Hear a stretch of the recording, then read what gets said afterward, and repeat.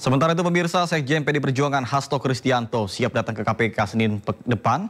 Hasto pun menyebut sudah menyemir rambut dan siap diperiksa KPK terkait dengan statusnya sebagai tersangka kasus suap Harun Masiku.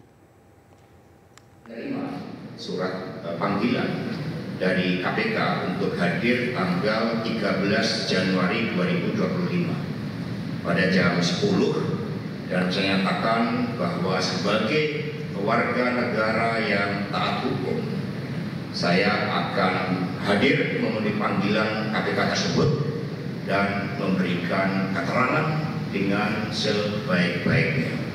Saya memahami seluruhan jalan politik PD Perjuangan, jalan politik dari Bung Karno, dari Ibu Megawati Soekarno Putri, sehingga terhadap proses ini akan saya jalani dengan penuh tanggung jawab, dengan kepala tegak, karena saya juga tahu sejak awal konsekuensinya ketika memperjuangkan demokrasi, prinsip-prinsip bekerjanya negara hukum, campur tangan kekuasaan yang sudah saya sampaikan di dalam disertasi saya tentang kelembagaan partai dan ketahanan partai politik.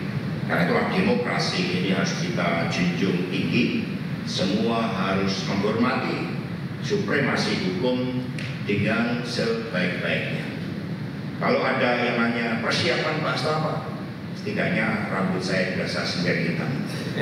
Jadi seperti lambang tidak ada yang abu-abu dalam hukum. Dan ini juga kata Pak Jarod, saya menjadi lebih mudah. Saya nggak bertanya pada perempuan karena takut saya kemudian menjadi sombong. Sebelumnya dalam penggeledahan rumah Hasto di Bekasi dan Kebagusan Jakarta Selatan pada Selasa lalu, KPK menyita catatan dan barang bukti elektronik.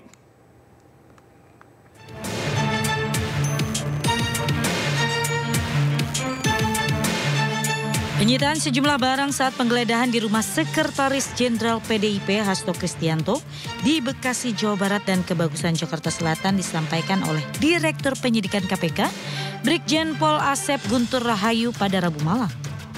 Guntur membeberkan bukti elektronik itu berupa penyimpanan data elektronik seperti flash disk, alat dokumentasi, perlengkapan, dan buku catatan kecil yang diangkut menggunakan sebuah koper dan disimpan di mobil KPK ketika penggeledahan.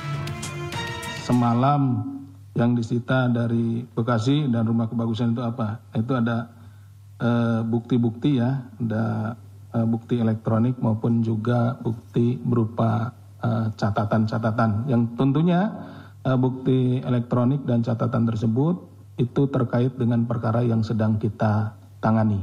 Itu. Jadi apapun yang kita lakukan penyitaan itu terkait dengan perkara yang sedang kita tangani. Usai penggeledahan, selanjutnya KPK akan melakukan pemanggilan kembali Hasto Kristianto sebagai tersangka pada pekan depan, yang rencananya dijadwalkan pada tanggal 13 Januari mendatang. Sementara itu, Ketua DPP PDI Perjuangan Roni Talapesi menilai ada kejanggalan dalam penetapan tersangka Sekjen PDIP Hasto Kristianto oleh KPK. Roni juga menyebut KPK menggeledah rumah Hasto karena kekurangan bukti dalam penetapan Sekjen PDIP tersebut. Keanehan atau keganjilan terhadap proses Sekjen PDI Perjuangan Mas Hasto Kristianto yang dilakukan oleh KPK, yang kami lihat kami amati dari kemarin ya, ada panggilan ya terhadap mantan penyidik. Jadi ini konteksnya penyidik memeriksa mantan penyidik.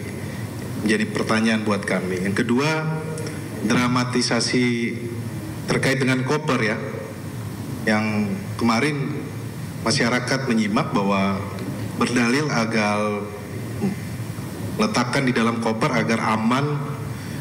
Namun menurut kami akal sehatnya publik tidak bisa menerima alasan tersebut ya, karena itu hanya sebuah flash disk dan buku kecil.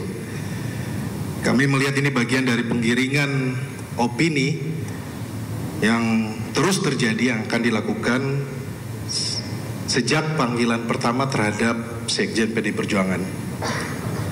Kemudian kami melihat juga bahwa penggeledahan ini mengkonfirmasi bahwa KPK tidak mempunyai bukti yang cukup ketika mentersangkakan Sekjen PDI Perjuangan Mas Hasto Kristianto.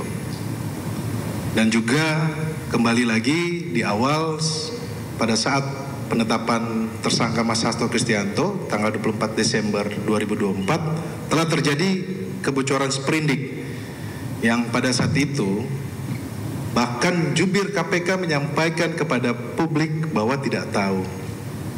Nah, ini kami menduga bahwa ini adalah bukti bahwa KPK diremot oleh pihak-pihak luar KPK.